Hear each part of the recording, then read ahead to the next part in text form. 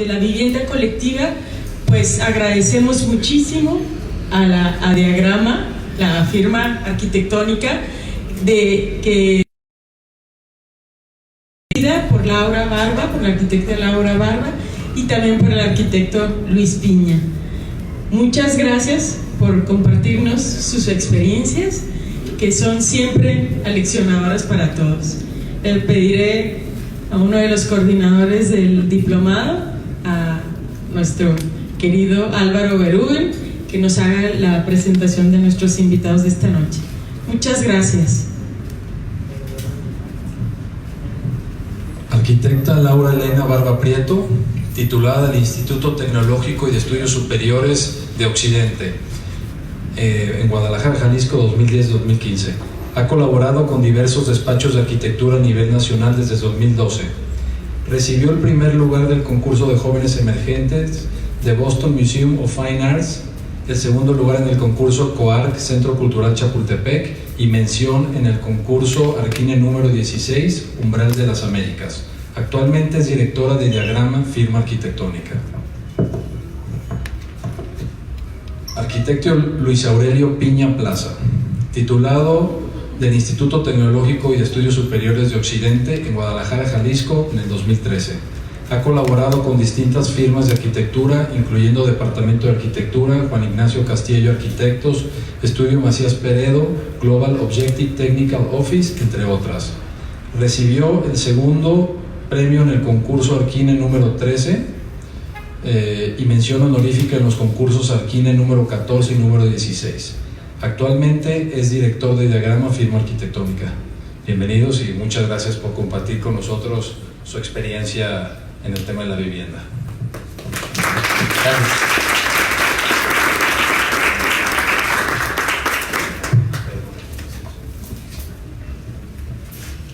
Bueno, pues buenas noches, gracias por venir a todos. Muchas gracias a Álvaro y Graciano por invitarnos a formar parte de las conferencias en el marco del Diplomado de Vivienda Colectiva. Muchas gracias a Ángel y a todo el personal del ESAC, a Maruca que nos estuvo organizando.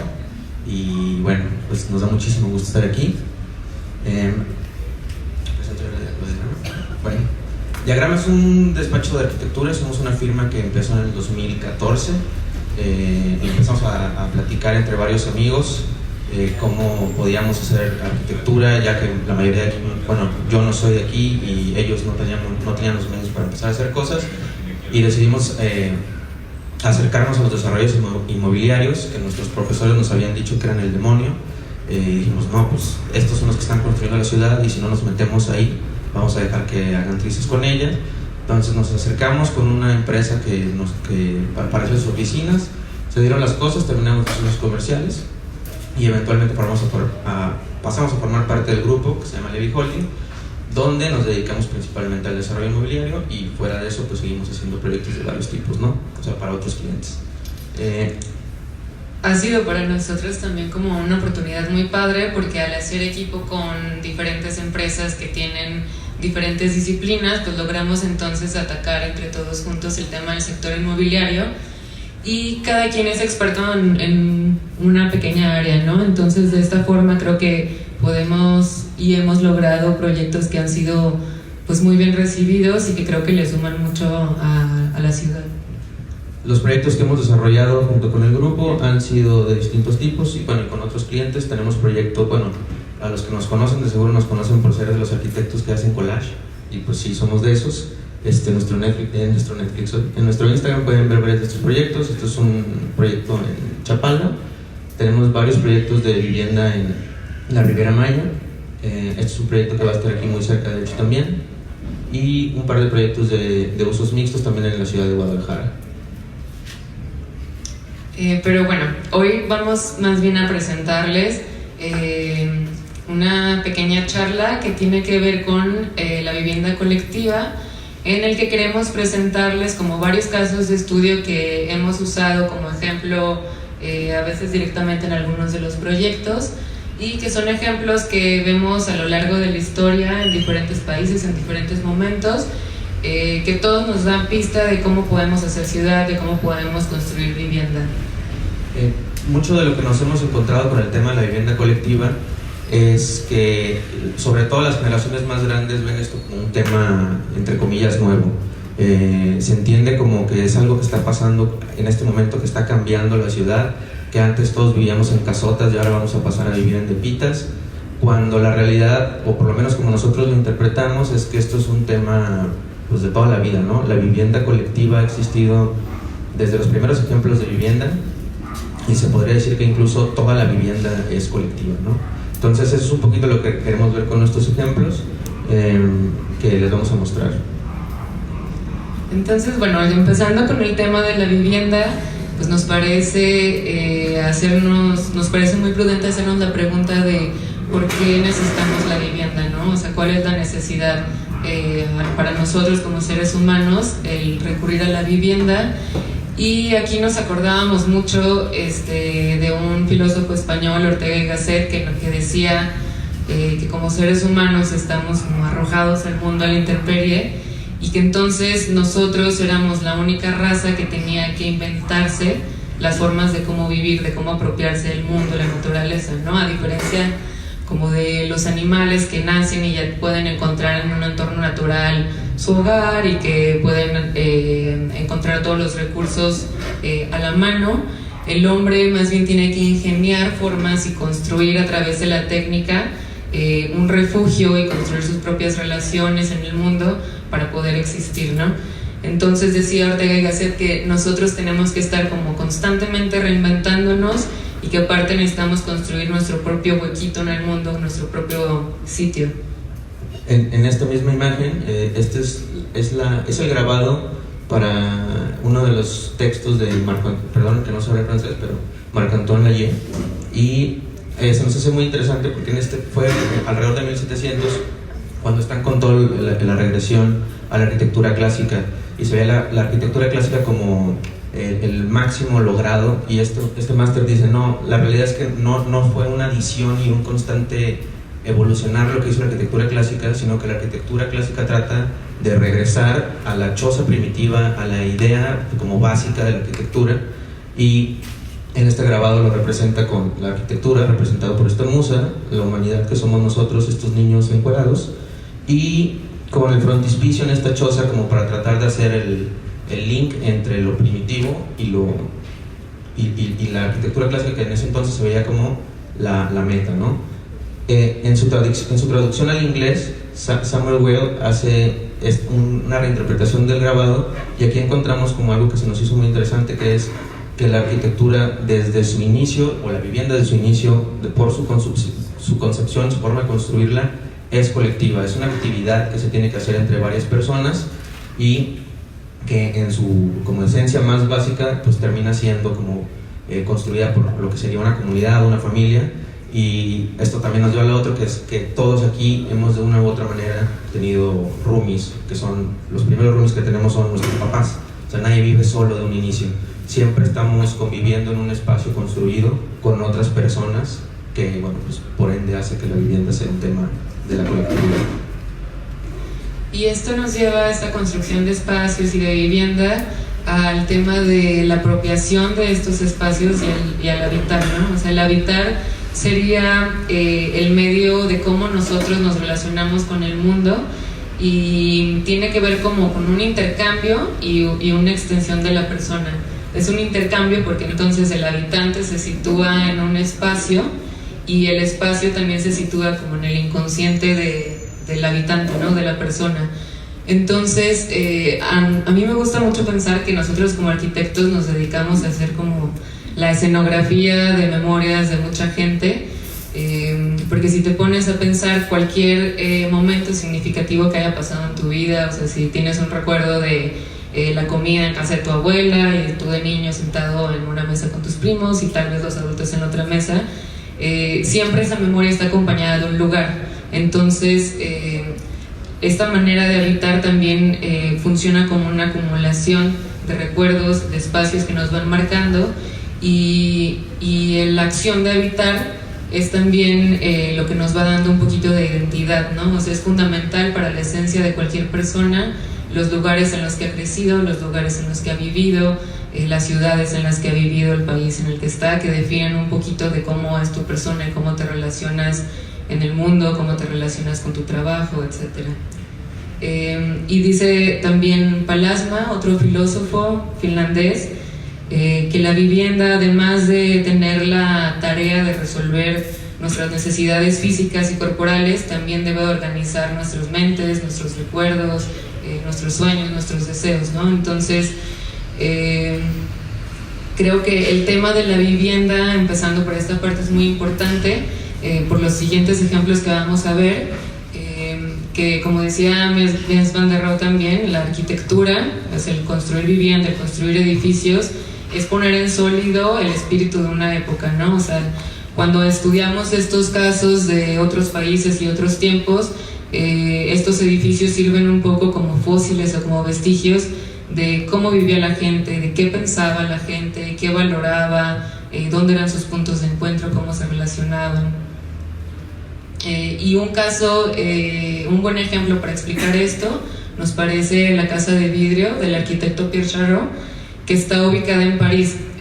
Esta casa se construyó de 1928 a 1931 y el cliente es como muy peculiar porque era un ginecólogo que en ese momento fue de los pioneros en los temas de estudios de fertilidad, ¿no? Entonces esto te da pista de que era un cliente súper progresista, que creía y apostaba por el avance tecnológico y por el avance en las tendencias. Entonces la respuesta al diseñar esta casa, que es una casa y al mismo tiempo consultorio, fue muy importante en su tiempo porque iba muchísimo más allá de lo que se construía en ese momento, ¿no? En ese entonces la mayoría de las casas, que eran mucho más sólidas, sin muros y ventanas pequeñas, él propuso un sistema de acero que permitía tener ventanales mucho más grandes, tener mucho más luz, espacios más abiertos, y al mismo tiempo es una casa que está llena de nichos y recovecos y objetos que se pueden utilizar de diferentes formas, ¿no? Hay espacios que pueden ser libreros, que ahora funcionan como galerías, y de esta forma como dar la libertad a los usuarios finales de que pudieran apropiarse de poquito a poquito la casa y que la fueran habitando de acuerdo a sus formas de pensar.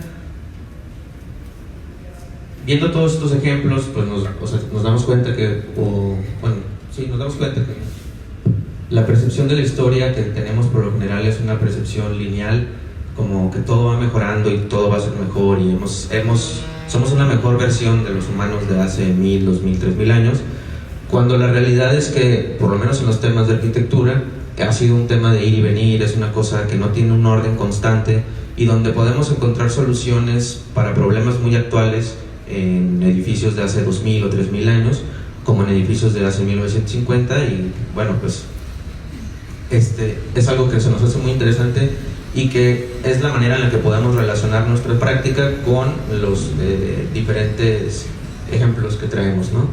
Siendo el primero de estos Shibam, que es una ciudad amurallada del siglo II a.C. en Yemen. Es el primer ejemplo que se tiene de construcción vertical en la historia. Y bueno, todos esos edificios que van de entre 5 hasta 11, 12, creo que hay uno hasta de 15 niveles, están hechos completamente en adobe. Funcionaban de una manera principalmente para protección militar. Había tribus de bereberes alrededor que los atacaban. Entonces hacen esta muralla y para no tener que crecer la muralla, las familias, mientras van creciendo, van aumentando los niveles de la casa, ¿no? Donde por lo mismo el tema militar, en la planta baja guardaban a los animales, en la primera planta dormían los hombres de la casa, en el segundo nivel era un espacio para huéspedes, en el tercer nivel y cuarto nivel estaban las mujeres y niños, y hasta el final estaban las áreas de servicio o de convivencia. Y ya después, mientras iban teniendo más hijos, pues en el sexto se iban los que siguen y bla, bla, bla, ¿no? Y otro gran ejemplo de la vivienda colectiva que tenemos, pues es tal cual Teotihuacán.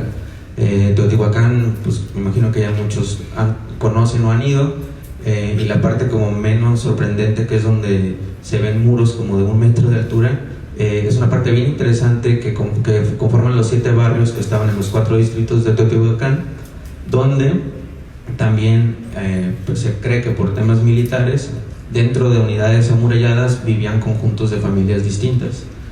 Aquí pues recuerda un poquito a pues como de 1950 y cosas así como muy saturadas, pero aquí creo que en este ejemplo se puede ver de una manera muchísimo más clara cómo alrededor de un templo y patio comunitario se organizaban diferentes unidades, donde cada una contaba con un patio propio para temas de servicio. En ese patio se almacenaba o guardaba agua, se tiraba la basura antes de sacarla y se cocinaba. Y en el otro patio, que son los que están representados como en estas líneas más delgaditas, o sea, este sería el patio de servicio y este es el patio de como ritos hacia los ancestros de cada familia, ¿no? De hecho, es a través del descubrimiento de estos dos patios que los arqueólogos se dieron cuenta de que eran familias distintas las que estaban habitando estas unidades departamentales, porque la cocina no se solía compartir entre familias en Mesoamérica, era un tema más como nuclear, ¿no? Las unidades que están viendo aquí son de alrededor de entre 200 y 450 metros cuadrados y podían albergar pues familias nucleares extensas.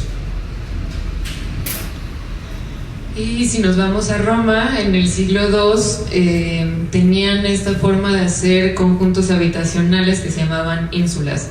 En ese entonces habían dos tipos de viviendas. Estaban los domus, que eran las viviendas unifamiliares, que eran cada familia era propietario y tenían un patio al centro, y estaban este otro tipo de edificios que funcionaba solamente como alquiler, ¿no? En un esquema de renta.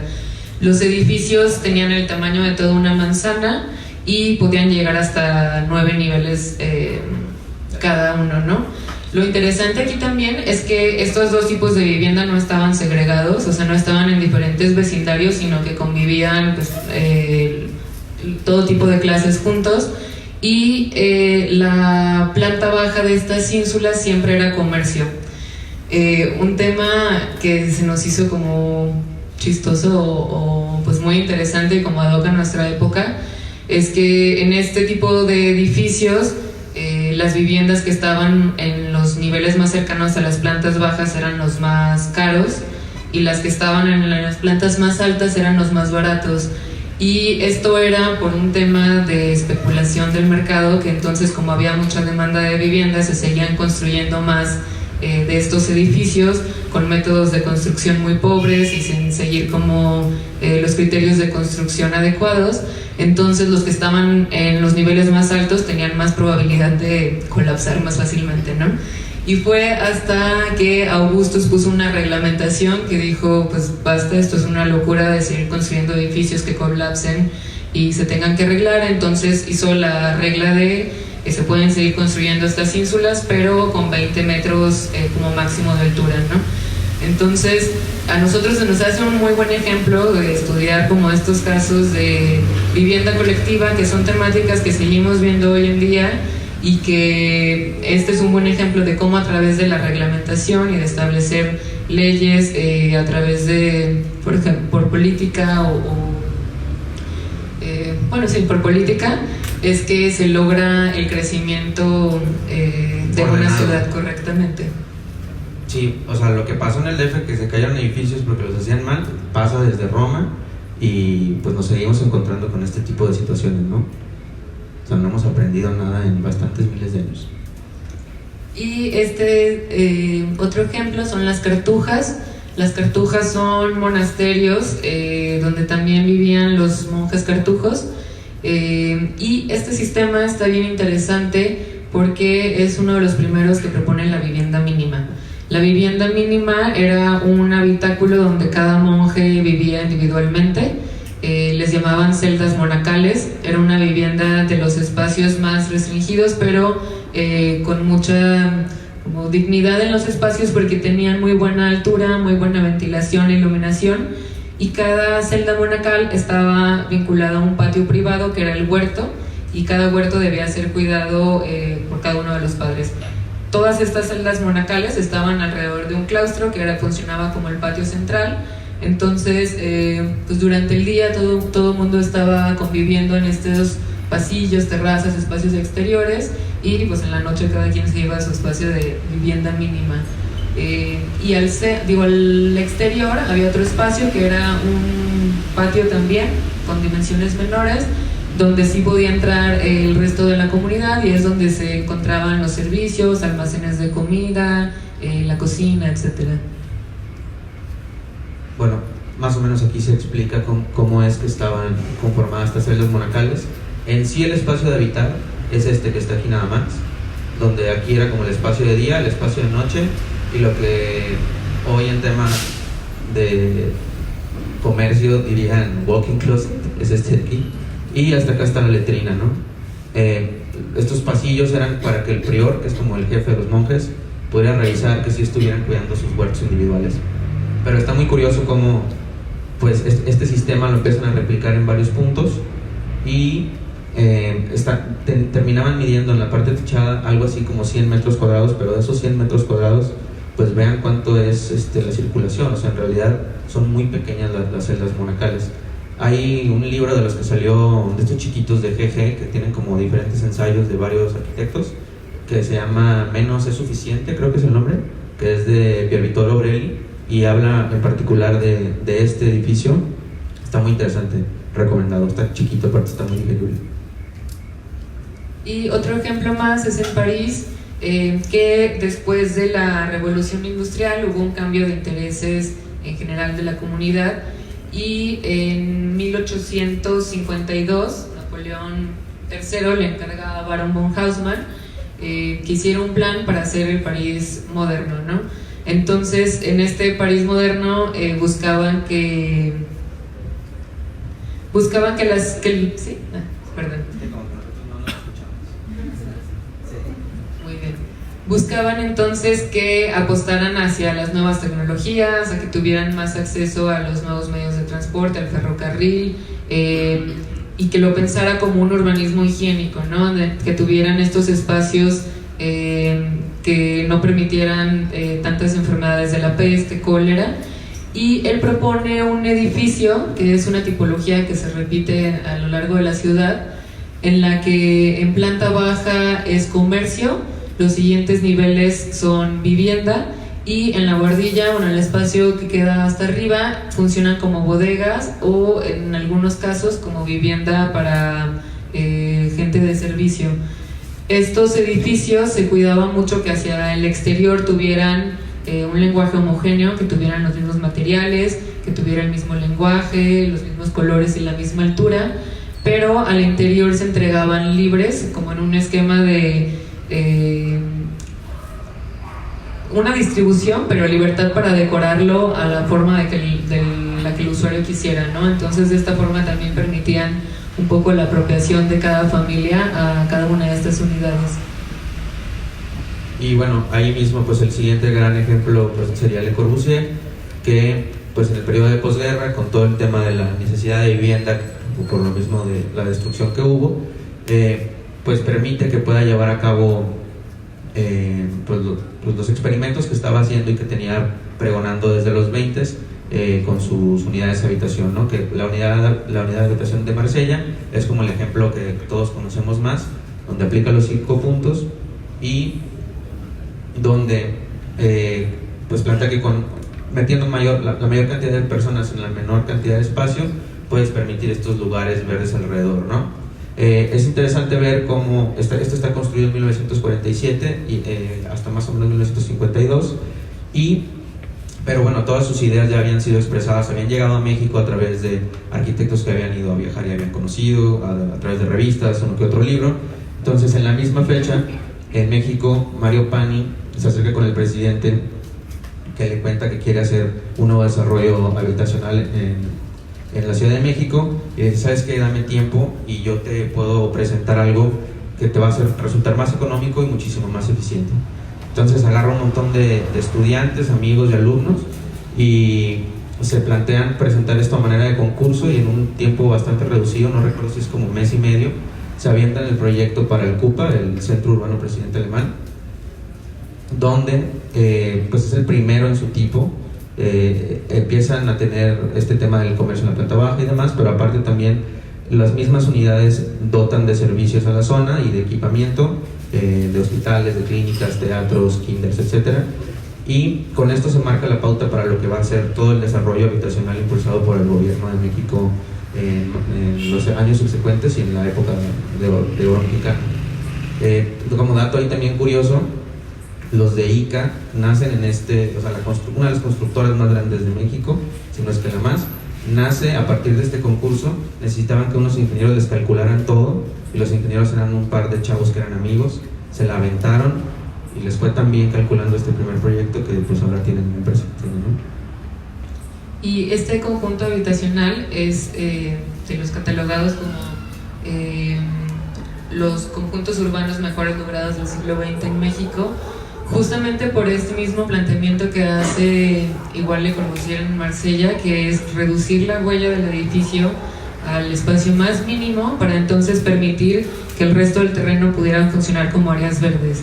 Y que en Marsella también lo vemos con Le Corbusier, que él decía en algunos de sus libros que él tomó la idea de hacer esto de las unidades mínimas, y que la ciudad debería funcionar como una ciudad jardín y la ciudad debería ofrecerte todos los servicios, justamente de estudiar las cartujas de EMA, ¿no? O sea, de estudiar la celda monacal, en el que aunque el espacio de vivienda era pequeño, restringido, siempre estaban vinculados a estos espacios verdes. Nos parece padre cómo se van conectando todo este tipo de viviendas hasta llegar a nuestro país, y que realmente esto en México sí marcó una pauta muy diferente en la forma de habitar ciudades y habitar en departamentos en los que si tienes los servicios de guardería, de lavandería, el parque infantil en la planta baja, con todo y que sean unidades un poco más chicas, logras disfrutar muchísimo más la ciudad y tienes los servicios más a la mano y logras tener también un poco más de calidad de vida. Bueno, todos estos proyectos tienen algo en común, o todos estos ejemplos tienen algo en común, y es que surgen de las mismas necesidades, o más bien de las mismas condiciones, ¿no? La primera es la escasez de suelo. En las ciudades antiguas casi siempre tiene que ver con un tema militar, con un tema de protección, de resguardo, de estar dentro de la muralla, pero también con temas de eficiencias de recursos. Obviamente esto lo que hace es que atrae personas, atrae gente, y eso genera un crecimiento demográfico que también se ve propiciado por las mejoras de salud, las tecnologías, etcétera, ¿no? Y pues más gente en más lugares con más cambios, lo que hace pues, son cambios tal cual en los estilos de vida, ¿no? Ahora nosotros ya no pensamos igual que nuestros papás. Antes pensábamos que pues todos nos teníamos que casar, tener coche, hipoteca, casa, etcétera, y pues ahora pues estamos muy clavados con los popotes. Y pues bueno, toda esta cantidad de jóvenes trabajando y haciendo cosas en las ciudades terminan eventualmente generando un crecimiento económico que nuestro sistema en el que pues estamos pues son los que son uno de los principales motores para la construcción, ¿no? Por lo menos en nuestra ciudad. Entonces, ya regresando un poquito a la zona metropolitana de Guadalajara, ¿qué está pasando hoy? Pues Guadalajara ha tenido un crecimiento demográfico muy, muy acelerado, y hemos crecido muchísimo en el sentido horizontal. Pero ¿qué pasa? Que nos estamos acabando las reservas agrícolas y las reservas naturales, y es por eso que entonces hemos apostado nuevamente por densificar el centro de las zonas urbanas, y que esto logre también una economía de recursos y una economía ecológica, porque va a ser muchísimo más sencillo poder atender a todas estas viviendas si estamos más concentradas. Y podemos ver como ejemplo los países pequeños o ciudades pequeñas que son caminables, que están actualmente catalogadas como de las ciudades que tienen mejor calidad de vida, justamente por tener mejores transportes, mejores servicios. Entonces sentimos nosotros dentro de nuestra práctica laboral que tanto en el ámbito de arquitectura y urbanismo como por instancias gubernamentales sí hay ahora un movimiento mucho más consciente de volver a redensificar los centros y volver a voltear a ver los espacios que teníamos abandonados, y apostarle por reciclar fincas, por reutilizarlas, adaptarlas, en algunos casos sustituirlas por algún modelo que funcione mejor. Y hemos visto que todos estos cambios a lo largo de la historia siempre han funcionado bien cuando los hacemos de la mano con instancias gubernamentales que nos ayuden con la reglamentación para que el crecimiento de las ciudades sea ordenado y correcto y que todos vayamos hacia el mismo sitio. Bueno, con esto pasamos a un par de ejemplos de los proyectos que hemos hecho en la oficina. Son pues, se podría decir que de los primeros 3 proyectos que hicimos fuera de pequeñas remodelaciones y cosas por el estilo, ¿no? El primero es Casa Pedro. Casa Pedro está en la calle de Pedro Moreno, que esquina con Prado o Frías, dependiendo de qué lado de la calle estés. Nosotros ahorita estamos aquí, entonces estamos bastante cerca. Y es una casa patrimonial, es una casa que data de más o menos 1905, que cuando la encontramos estaba siendo utilizada como oficinas principalmente. La casa antes formaba parte de la misma finca con esta casa vecina. Con el paso del tiempo se subdivide y pues para tratar de maximizar la cantidad de metros cuadrados de la casa, techan el patio central, que era como una de las figuras más importantes del edificio, y agregan un par de anexos en la parte superior de la casa. Nuestro proyecto lo que busca es poder regresarle el uso habitacional a la casa a través de ligeras modificaciones y un anexo. Lo que les decíamos del cambio de estilo de vida y demás, pues una casa de este tamaño, para como estamos acostumbrados a vivir hoy en día, pues ya es demasiado grande, ¿no? Entonces, a través de pequeñas intervenciones, un muro aquí, otro muro acá y abrir un muro aquí, logramos generar 4 unidades dentro de la misma casa, y demoliendo el anexo que la casa tenía arriba y agregando uno propio, agregamos 2. Entonces, donde antes cabía una familia o un grupo de personas, pues ahora caben 6. Y sobre todo, rescatando el patio central para poder de esta manera articular la casa, ¿no? Se ingresa por lo que era el garage, cruzando el corredor, y se distribuyen todos a través del patio, ¿no? En la parte de arriba tenemos las unidades que nosotros agregamos, que son como tipo loft, y un pequeño volumen para servicios, donde toda la azotea de la casa se convierte en el espacio común del proyecto. El último nivel, y creo que en este isométrico se entiende muy bien cómo el anexo termina siendo como un bichito así que se postra encima del edificio, pero que después de pláticas, de hecho muy de la mano con el personal de Secretaría de Cultura, buscamos que el lenguaje, aunque no lo parezca, sí esté ligado de alguna u otra manera con el tema neoclásico, que es como está catalogada la casa.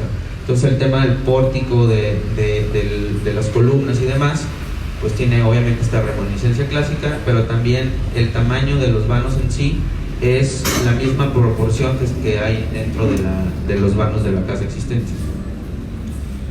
El proyecto por fuera termina teniendo pues esta apariencia. Otra vez el CUS, que pues es como bueno, todos sabemos lo que es el CUS, pero todos aquí somos arquitectos, ¿sí? ¿No? ¿Tú no? Bueno, el CUS es el coeficiente de uso de suelo, que básicamente es cuánto puedes construir en un terreno, ¿no? Claramente aquí no lo estamos utilizando todo. Esto es una apuesta por parte del grupo desarrollador, que creo que pues deja muy en claro por qué nos acercamos con ellos y por qué formamos parte del mismo equipo. Porque en este tipo de proyectos pues sí se fletaron en decir, pues está bien, no la vamos a tirar y hacer una torre, vamos viendo qué se puede hacer.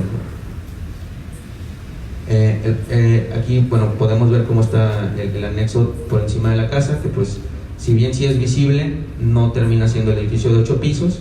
El elemento de la escalera lateral permite la generación de 2 terrazas para estas dos unidades, que la verdad yo creo que tienen la mejor vista del templo expiatorio que hay en la ciudad.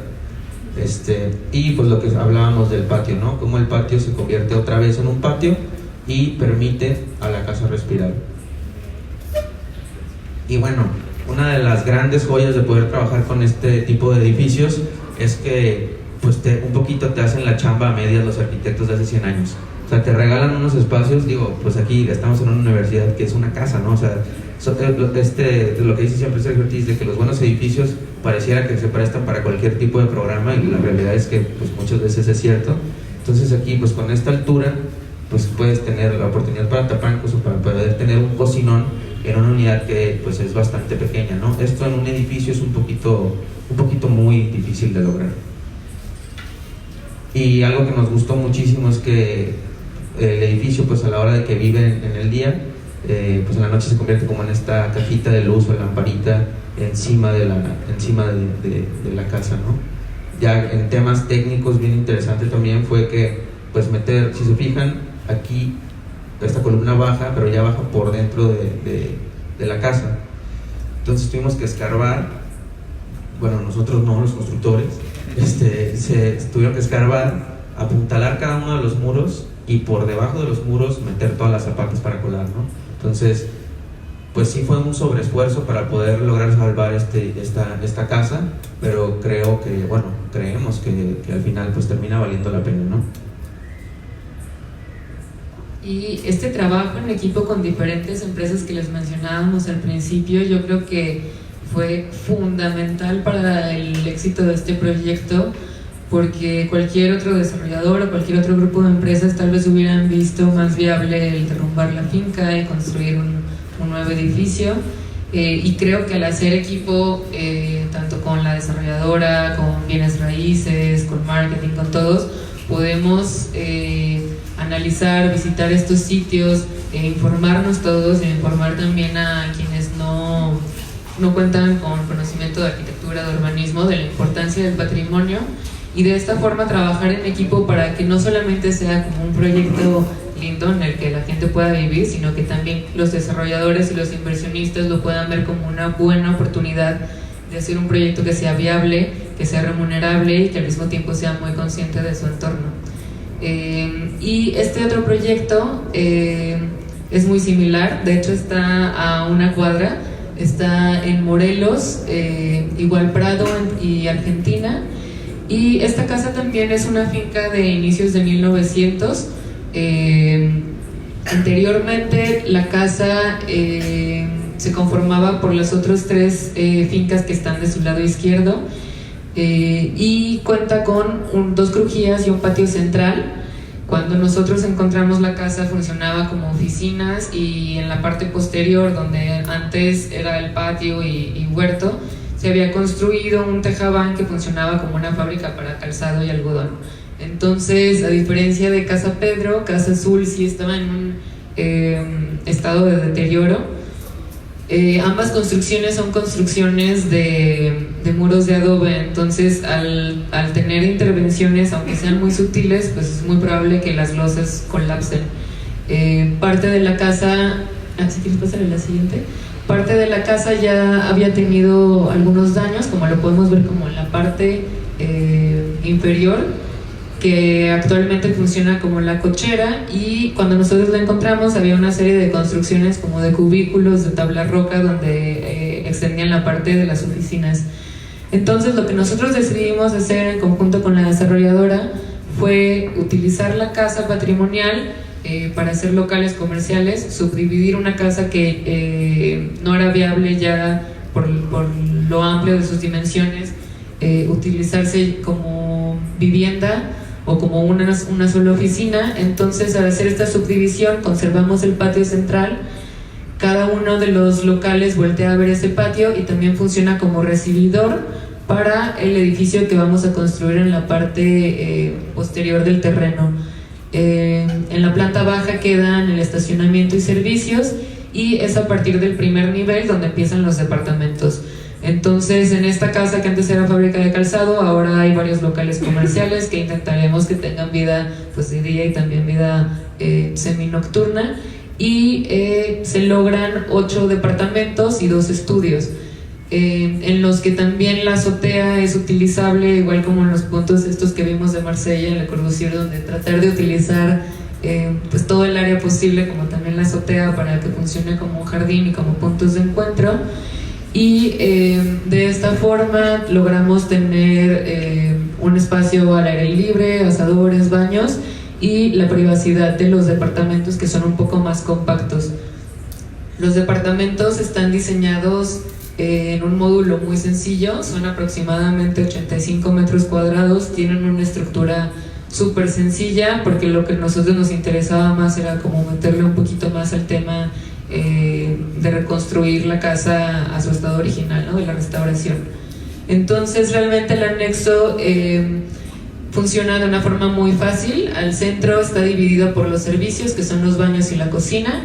del lado izquierdo puede ser utilizado como área pública, o sea, como para tener el comedor y la sala, y del lado derecho está subdividido casi en la mitad para hacer 2 habitaciones.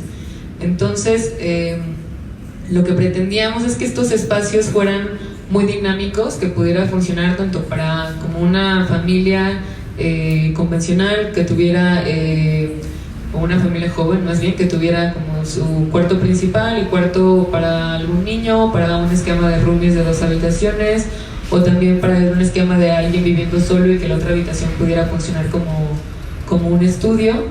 Y hicimos también una parte del diseño.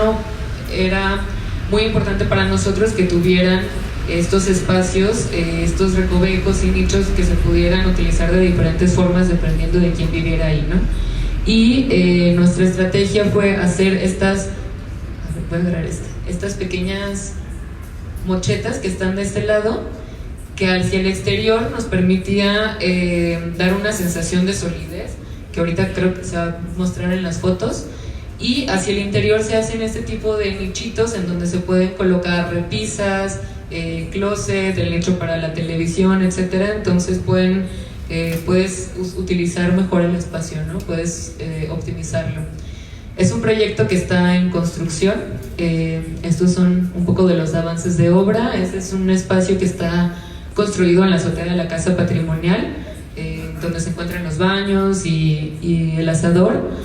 Y en esta siguiente imagen se puede ver el lenguaje del edificio Nexo, que toma como referencia la forma de los vanos en forma de arcos, de los vanos de las ventanas y puertas de la casa patrimonial, y que viendo la casa y viendo el grosor de los muros de adobe y la sensación tan sólida que tenía, fue algo que intentamos replicar en este nuevo edificio, que al exterior se ve como en estas fotografías. Y al interior, como se ve de este lado, son estos espacios como nichos que pueden funcionar con estantería, con puertas para closets, con una credenza, televisión, etc. Ha sido un proceso de obra súper divertido para nosotros, y tanto Luis y para mí, que no somos de aquí, pero que llevamos pues ya casi 9 años viviendo en la colonia americana, pues nos sentimos súper honrados de poder intervenirla y poder intervenir un poco del barrio que caminamos, que conocemos. Estas fotos son un ejemplo de cómo el edificio nuevo se separa de la finca patrimonial, y los únicos elementos que los unen son entonces estos pequeños pasillos que los llevan hacia las terrazas, ¿no? Este es un poco del avance de obra. Esto fue la semana antepasada. Y esta imagen está tomada desde la azotea de la casa. Como podemos ver, aquí son los 4 niveles donde se encuentran los 8 departamentos. Falta el anexo, que es un estudio. Y para tener privacidad en el departamento que tenía más cercanía con las amenidades, ese departamento usa la azotea de uno de los locales comerciales como terraza privada. Hicimos los muros un poquito más altos, y hacia ambos lados tiene jardineras, con la idea de que eventualmente las plantas puedan tapar un poquito la visibilidad de los vanos hacia las personas que estén en las amenidades. De hecho, aquí anda uno de los másters que se está aventando la obra. Y bueno, pues muchas gracias por escucharnos. Fin.